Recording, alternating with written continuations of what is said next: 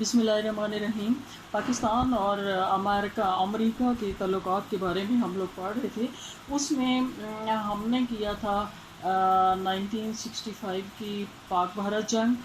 اور اس میں امریکہ کا کردار۔ اس کے بعد ہے 1971 کی پاکستان اور بھارت کی جنگ، اور اس میں امریکہ کا کردار۔ اب اس کے بعد آگے لکھیے کہ 1971 کی جنگ کے بعد پاکستان اور امریکہ کے تعلقات۔ تو اس میں یہ ہے کہ 1971 کی پاکستان اور بھارت کے درمیان جنگ کے بعد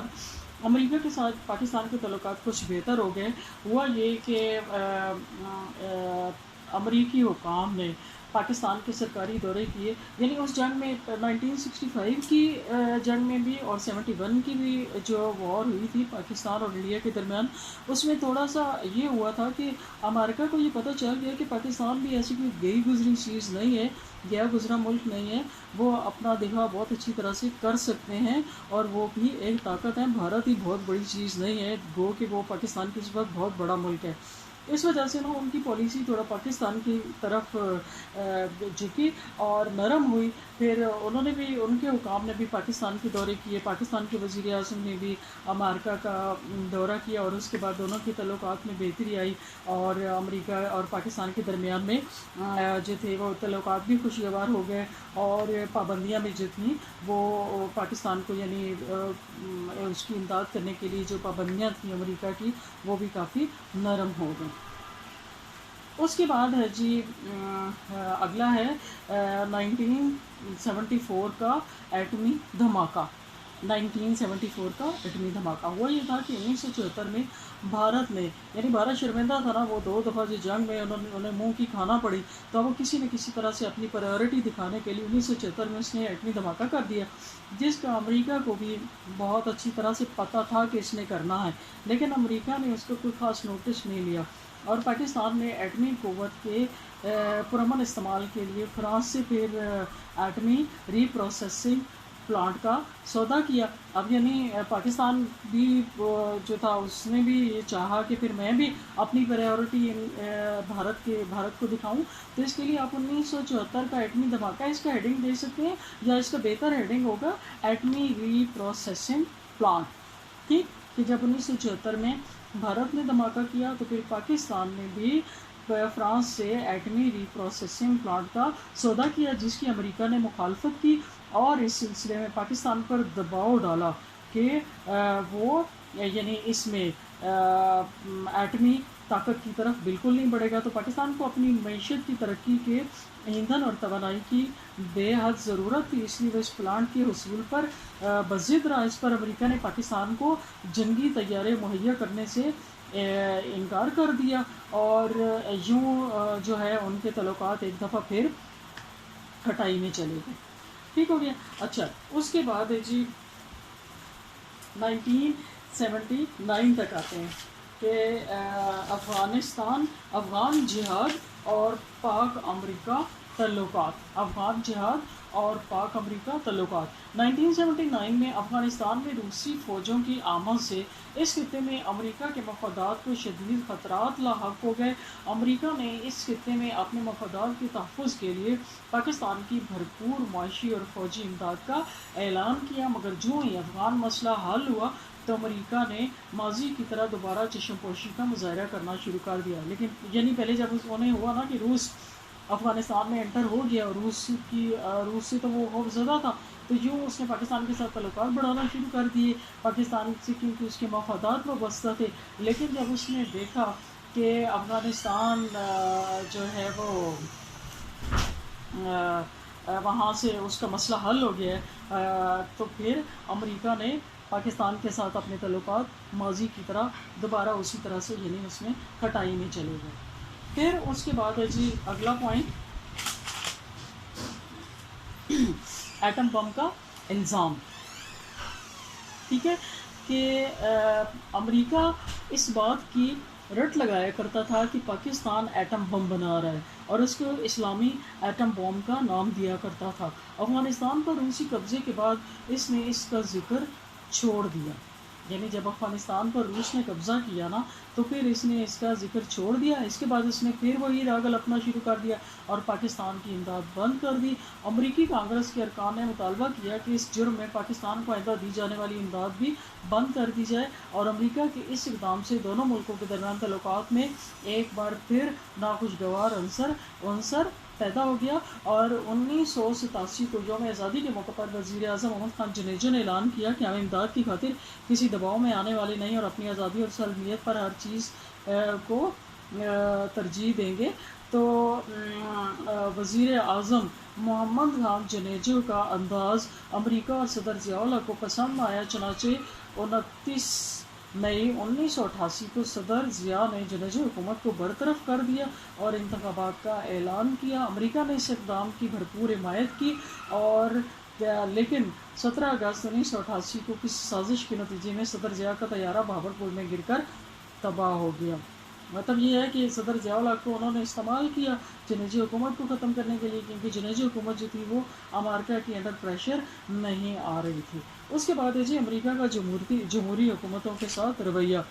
امریکہ کیونکہ امریکہ کا اپنا سٹائل جو ہے وہ آمرانہ ہے، وہ دوسرے ممالک کو دبا کے رکھتا ہے، لہٰذا جمہوری حکومتوں کے ساتھ کبھی بھی اس کے تعلقات اچھے نہیں رہے۔ جب کبھی فوجی حکومت رہی، مارشل لا رہا، تو ان کے ساتھ اس نے تعلقات بنا کے رکھے، کیونکہ وہ اس کے پٹھو بنے ہوئے تھے۔ تو ہوا یہ کہ جب 1988 کے انتخابات کے نتیجے میں محترمہ بے نظیر بھٹو پاکستان کی وزیر اعظم بنی، انہوں نے پاکستان کا دورہ کیا، تو امریکی حکومت نے بے نظیر کو F-16 طیارے اور فروخت کرنے کا وعدہ کیا۔ پاکستان نے اس سلسلے میں رقم جمع کرا دی، لیکن پھر اس کے بعد کیا ہوا کہ وہ اپنے وعدے سے مکر گیا اور اس نے پاکستان کی منی بھی دبا لی۔ پھر بے نظیر کی حکومت جب ختم ہوئی تو 1990 میں نواز شریف برسر اقتدار آئے، تو انہوں نے خلیجی جنگ میں پاکستانی دستے بھیجے، مگر F-16 طیارے پھر نہ ملے، نہ ہی رقم واپس ملی، یعنی امریکہ نے ان کے ساتھ بھی تعاون نہ کیا۔ اس کے بعد 1993 کے انتخابات کے نتیجے میں بے نظیر دوبارہ وزیر اعظم بنی، تو دوبارہ انہوں نے اپنے طیارے مانگے، لیکن امریکہ نے ان کی بات نہ سنی، نہ طیارے دیے، نہ رقم واپس کی۔ پھر نواز شریف جب دوسری مرتبہ 1997 میں برسر اقتدار آئے، تو پھر بھی امریکہ کا جو وعدہ تھا وہ ویسے کا ویسا ہی رہا، یعنی اس نے کسی طور پر بھی اس کی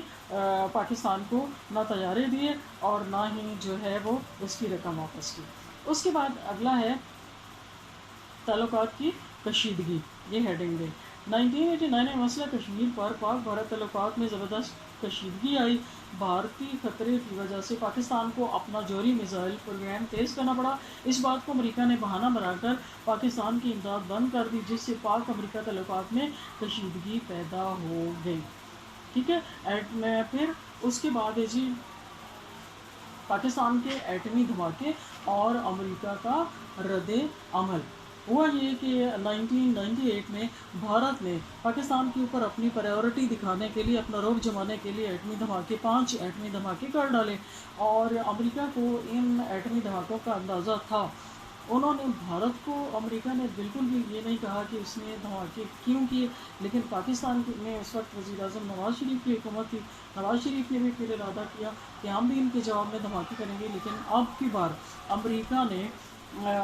کے صدر اس وقت صدر بل کلنٹن تھے اور برطانوی وزیر اعظم ٹونی بلیئر تھے۔ دونوں نے نواز شریف کو ٹیلی فونک وے سے دھماکوں سے باز رہنے کی کوشش کی اور نواز شریف کی حکومت کو دھمکیاں بھی دیں، لیکن انہوں نے بہت ہمت کا مظاہرہ کرتے ہوئے 30 مئی 1998 کو 5 ایٹمی دھماکے کیے، اور اس کے بعد پھر ایک اور دھماکہ بھی پہلے 28 مئی کو تھا 5 دھماکے، اور پھر 30 مئی کو ایک اور برتری دکھانے کے لیے ایک اور ایٹمی دھماکہ کر دیا۔ امریکہ نے وزیر اعظم پاکستان کو ایٹمی صلاحیت کا اعلان کرنے کی پاداش میں آرمی چیف پرویز مشرف کو دھمکی دی، اور اس نے جمہوری حکومت کا تختہ الٹ کر 1999 کو نواز شریف کو برطرف کر کے اقتدار خود سنبھال لیا اور پھر انتخابات کا وعدہ کیا۔ ٹھیک ہے، اس کے بعد ہے جی 9/11 کا واقعہ اور پاک بھارت تعلقات۔ ہوا یہ کہ امریکہ میں 9/11 دہشت گرد عملے جو نام نہاد عملے تھے، اور ان کے بارے میں یہی کہا جاتا ہے کہ وہ حملے جو تھے وہ امریکہ نے خود کروائے تھے، جسٹ مسلمانوں کو ایک ٹارگٹ بنانے کے لیے، اور پھر انہوں نے اس کا الزام سارے کا سارا جو تھا وہ اس کے اوپر رکھا، ایک مسلم مجاہد اسامہ بن لادن پر رکھا، اور افغانستان کو یہ کہا کہ افغانستان اس کو امریکہ کے حوالے کر دے، لیکن افغانستان نے ان سے اس کا ثبوت جب مانگا تو پھر کیا ہوا کہ امریکہ نے اس پر حملہ کر دیا، اور ادھر پاکستان کو بھی بھرپور طریقے سے استعمال کیا، اور پاکستان میں اس وقت جو تھے صدر وہ آرمی کے جنرل پرویز مشرف تھے۔ پرویز مشرف نے مسلمان ممالک کا ساتھ دینے کی بجائے اپنے آپ کو پورے کا پورا امریکہ کے آگے بچھا دیا، اور اس نے جب امریکہ نے یہ کہا کہ پاکستان میں بھی اس طرح کے دہشت گرد موجود ہیں، تو اس نے وہاں پر اسے امریکہ کو فوجی اڈے مہیا کیے، اور پاکستان کو کھلے کا کھلا امریکہ کے حوالے کر دیا کہ وہ جہاں جائیں حملے کروائیں، بلکہ ہم آپ کے ساتھ ہیں، اپنی فوج کو بھی لگا دیا اور امریکہ کو بھی بالکل آزادی دے دی۔ تو اس سلسلے میں پاکستان میں کافی زیادہ تباہی ہوئی۔ بعد میں امریکہ نے کچھ عرصے بعد اسامہ بن لادن کو بھی وہاں سے لے لیا، اس کو بھی مروا دیا، اور پاکستان میں وہ جو وار شروع کروائی تھی وہ ابھی بھی اسی طرح سے جاری ہے، اور پاکستان اور امریکہ کے تعلقات جو ہیں وہ بھی کبھی اسٹیبل نہیں ہوئے۔ جب امریکہ کو ضرورت پڑتی ہے تو وہ ان کے ساتھ تعلقات بنا لیتا ہے، اور جب وہ ضرورت نکلتی ہے تو وہ تعلقات پھر اسی طرح واپس چلے جاتے ہیں۔